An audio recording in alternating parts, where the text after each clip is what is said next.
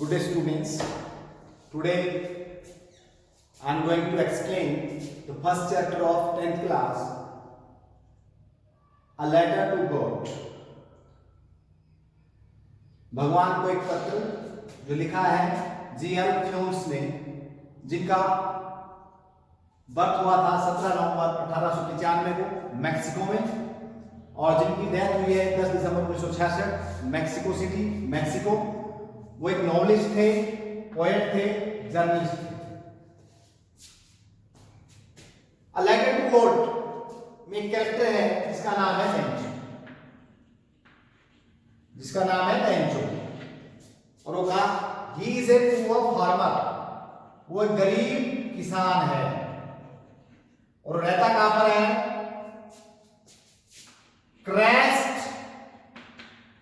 Of a valley, उसका घर है एक पहाड़ी की चोटी पर, top of a hill. Crest means top of a hill, पहाड़ी की चोटी पर उसका घर है, हाउस। यहां से उसके घर से उसके कॉर्नफील्ड्स, river and each and every natural scene can be seen। इस पहाड़ी पे जो इसका घर है, उसके घर से जो नदी बह रही है पहाड़ी के नीचे, जो कॉर्नफील्ड्स हैं जो पके हुए हैं, और सारा प्राकृतिक नजारा देखा जा सकता है। फसल इसकी पक करके तैयार है and he was expecting a very good crop। बहुत ही अच्छी फसल की उसको इस बार उम्मीद थी, क्योंकि उसके खेत हमेशा ही उसको प्रॉमिस करते थे अच्छी फसल का। मीन्स उसके खेत उसको हर बार बहुत ही फर्स्ट क्लास फसल देते थे, और इस बार भी बहुत फसल अच्छी थी। केवल उसको जरूरत थी डाउनपोर, एक तेज बारिश की और असाव या हल्की बारिश। Means what was the demand of the crop? Only rain, कि कुछ बारिश हो जाए तो उसकी फसल बहुत बढ़िया हो। और वह आता है अपने घर, उसकी वाइफ खाना बना रही होती है, supper is the synonym of dinner, रात का खाना बना रही होती है, और वो कहता है women we are going to get some rain, और उसकी वाइफ भी हामी भरती है कि यस गॉड विशेष सो। और उसी वक्त थोड़ी देर के बाद वो देखता है कि नॉर्थ ईस्ट साइड में बहुत बड़े बड़े बादल दिखाई देते हैं। नॉर्थ ईस्ट साइड में बड़े बड़े बादल दिखाई देते हैं। A huge mountain of clouds, a huge mountain of clouds। North east side में दिखाई देता है उसको। उसके बड़े बच्चे तो खेतों में काम कर रहे होते हैं और छोटे वाले बच्चे खेल रहे होते हैं। तभी उसकी मदर उनको आवाज देती है कि खाना तैयार है, खाने के लिए आए आप। और उसी टाइम बारिश की बड़ी बड़ी बूंदें गिरना शुरू हो जाती है, और वो कहता है, लेंचो बोलता है अपनी वाइफ को, these are not the raindrops, these are not the raindrops, these aren't the raindrops,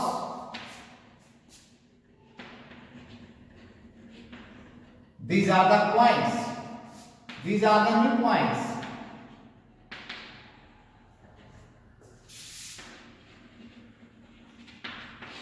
ये बारिश की बूंदें नहीं है, बल्कि क्या है, ये सिक्के हैं, बारिश के रूप में सिक्के बरस रहे हैं। क्यों कह रहा है ऐसा हो?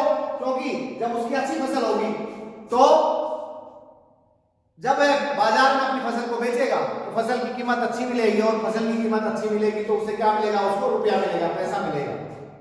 दैट्स व्हाई ये कंपैरिजन है रेनड्रॉप्स का कॉइंस के साथ।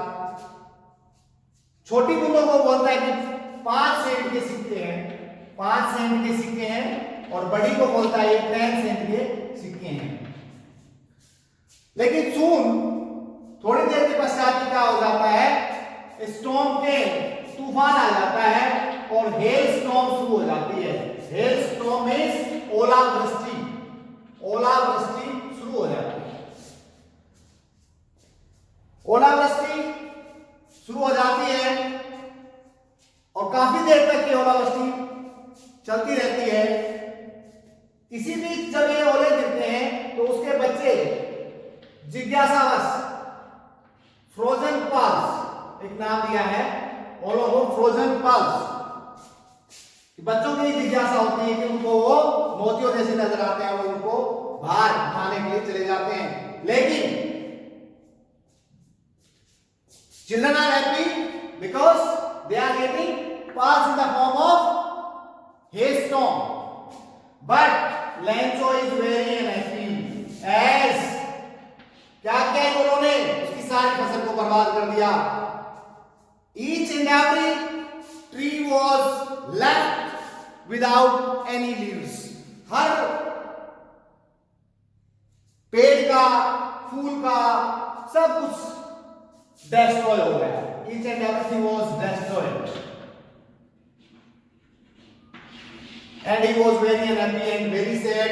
Each and everyone in the house was very sad at that night. हर आदमी बड़ा दुखी था उस रात। क्यों? क्योंकि लैंचो ने कहा कि इस साल we are going to be hungry for the whole year. इस साल हम सब भूखे मरेंगे क्योंकि खाने के लिए कुछ है नहीं। But some while, थोड़ी देर के पश्चात वो कहता है we have one hope. हमारे पास एक ही आशा है और वो आशा किसकी है? God. Help from God. कि भगवान ही हमारा सहयोग कर सकता है, सहायता कर सकता है। और उसने सोचा कि अब वह क्या करेगा, अब वह भगवान को पत्र लिखेगा। It seems very humorous. Nobody knows the address of the God, but this Lancho has a firm belief. इस लैंचो का बहुत ही अटूट विश्वास था भगवान में और वह यह मानता था कि अवश्य भगवान उसकी सहायता करेंगे। तो क्या करता है, भगवान को पत्र लिखता है। God, this year hailstorm has destroyed my whole crop. इस साल hailstorm में हमारी सारी फसल को बर्बाद कर दिया है और हमारे पास खाने के लिए कुछ नहीं है।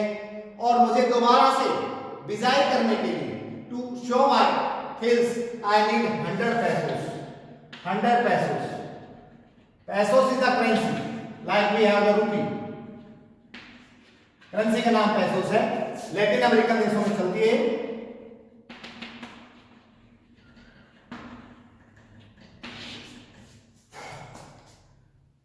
अभी ये पत्र को स्टैंप लगा करके ये अपनी बात लिख करके डाल देता है लेटर बॉक्स में। और एक पोस्टमैन उस पत्र को निकालता है मेल बॉक्स से और उसको जब एड्रेस देखता है लेटर टू गॉड तो बहुत हंसता है। एड्रेस पे देखता है लेटर टू गॉड तो बड़ा हंसता है और वहां लेके जाता है इसको कि आप पोस्टमैन बस कंफ्यूज्ड कि ये पत्र किसको भेजे हो, ये एड्रेस तो उसको पता ही नहीं है। तो लेकर जाता है पोस्ट मास्टर के पास। Post master was very friendly fellow।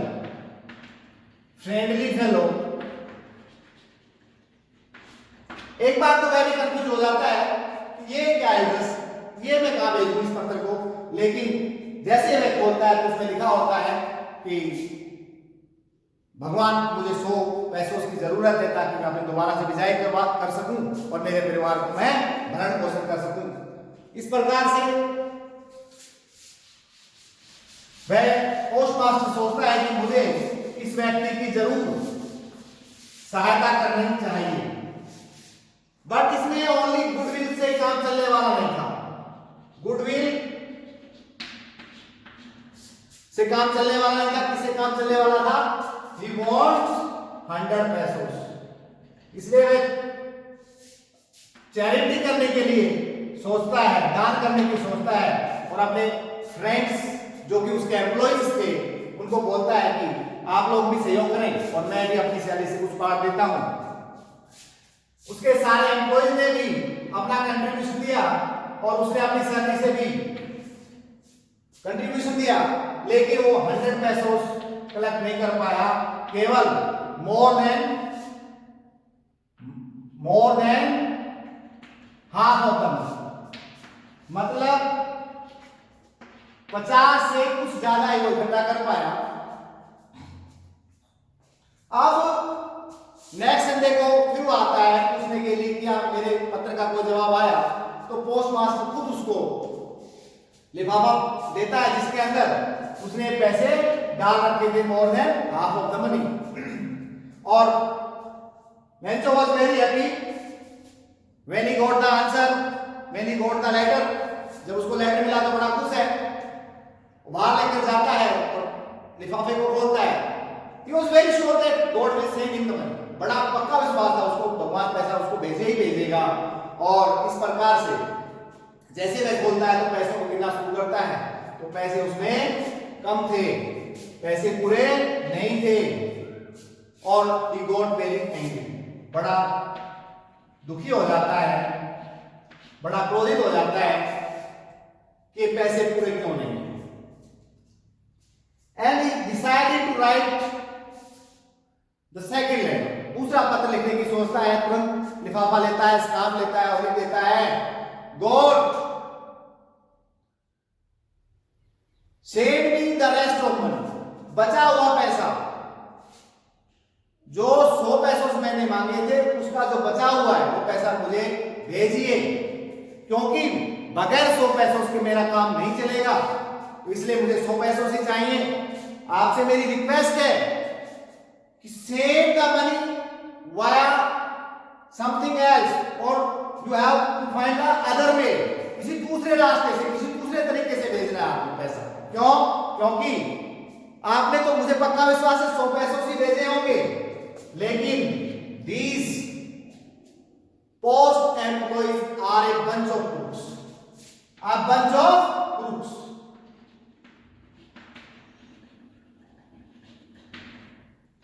Crooks होते हैं धोखेबाज, चीट, वन हु चीट्स, जो धोखेबाजी करता है।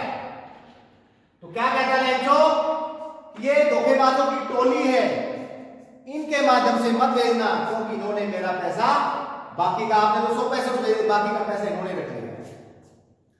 और जब यह पत्र पढ़ता है पोस्ट मास्टर, तो ही वॉज वेरी परप्लेक्स्ड, बड़ा कंफ्यूज है, बड़ा दुखी है। क्यों? देखिए आयरनी क्या है इसमें, आयरनी क्या है, विडंबना क्या है। आयरनी क्या है? पोस्ट मास्टर एंड एम्प्लॉइज,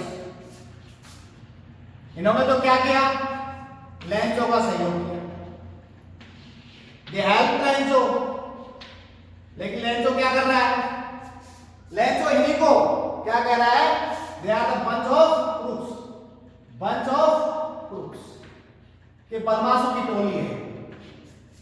तो क्या हो गया, ऐसे हो गया जैसे आजकल क्या हो रहा है, कोरोना चल रहा है और डॉक्टर्स, पुलिस सब हेल्प करना चाह रहे हैं पेशेंट्स की, और वो पेशेंट्स क्या कर रहे हैं, डॉक्टर को और पुलिस को ही पीट रहे हैं। ये क्या है, दिस इज आयरनी। इसी प्रकार से लेंचो का इन्होंने सहयोग किया और लेंचो इनको क्या कह रहा है, they are the bunch of crooks, here is irony. और इस सेशन में काफी जगह मेटाफर का यूज हुआ है। मेटाफर, मेटाफर क्या होता है, रूपक। जब एक वस्तु का दूसरी वस्तु से कंपैरिजन किया जाए, क्या किया जाए, कंपैरिजन, तुलना की जाए। लेकिन एज और लाइक लगाकर अगर कंपैरिजन किया जाता है तो हो जाती है सिमिली। एज और लाइक लगा करके कंपैरिजन किया जाए तो हो जाती है सिमिली। फ्रोजन पल्स आपने देखा, रेन ड्रॉप्स की, उसकी हेल स्टॉर्म की किससे की गई है? फ्रोजन पल्स से तुलना की गई। यहां मेटाफर है। दूसरा आपका a huge mountain of clouds, a huge mountain of clouds, a huge mountain of clouds, यहां पर भी आपका मेटाफर है।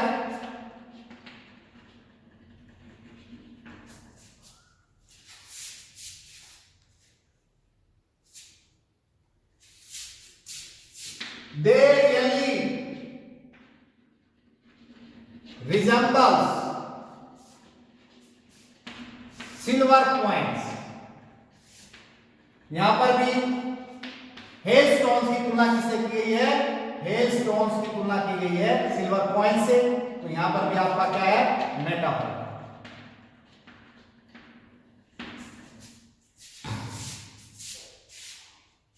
एक और था, these aren't raindrops, these are the new points। Rain drops की तुलना किससे की गई है? न्यू पॉइंट से। These aren't the rain drops, ये बूंदे नहीं है बारिश की। These are the new points, ये यहां पर भी आपका मेटाफर है। फिगर ऑफ स्पीच है, मेटाफर। नेक्स्ट एक और आपका है, the field was as white as if covered with snow. यहां पर आपकी क्या है? सिमिली है। द फील्ड वॉज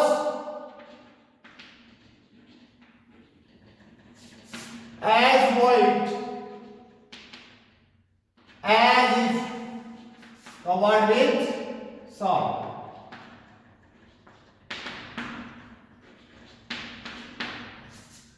यहां पर आपकी सिमिली है और इसको बोलते हैं हिंदी में उपमा अलंकार।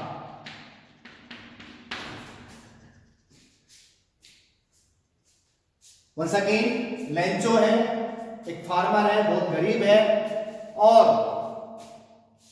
उसकी फसल को थोड़ी बारिश की जरूरत होती है, लेकिन बारिश बहुत ज्यादा हो जाती है और ओलावृष्टि होती है। ओलावृष्टि में उसकी सारी फसल बर्बाद हो जाती है और he was a firm believer, वह अटूट विश्वासी था। He was very optimistic.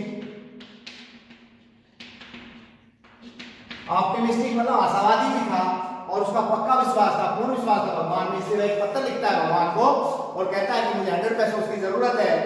लेकिन वह पत्र एक ऐसे भले आदमी के हाथ लगता है, पोस्टमास्टर को वो सोचता है कि उसका सहयोग करना चाहिए और वह उसको आधे से कुछ ज्यादा पैसे भेजने में कामयाब हो जाता है। लेकिन लेंचो का फर्म बिलीव था कि भगवान ऐसी गलती नहीं कर सकता है। भगवान ने 100 पैसे भी भेजे होंगे और ये जो बाकी के पैसे हैं इन पोस्ट ऑफिस एम्प्लॉइज ने चुरा लिए, निकाल लिए हैं। और फिर दोबारा दूसरा पत्र लिखता है कि भगवान ये बाकी के पैसे मुझे भेजना आप, क्योंकि मुझे बहुत ज्यादा जरूरत है पैसों की। लेकिन पोस्ट ऑफिस के माध्यम से नहीं भेजना, किसी और माध्यम से भेजना, क्योंकि ये पोस्ट ऑफिस के सारे एम्प्लॉइज करप्ट हैं, क्रूक्स हैं। ये this is the explanation of first lesson. Thank you, thanks a lot.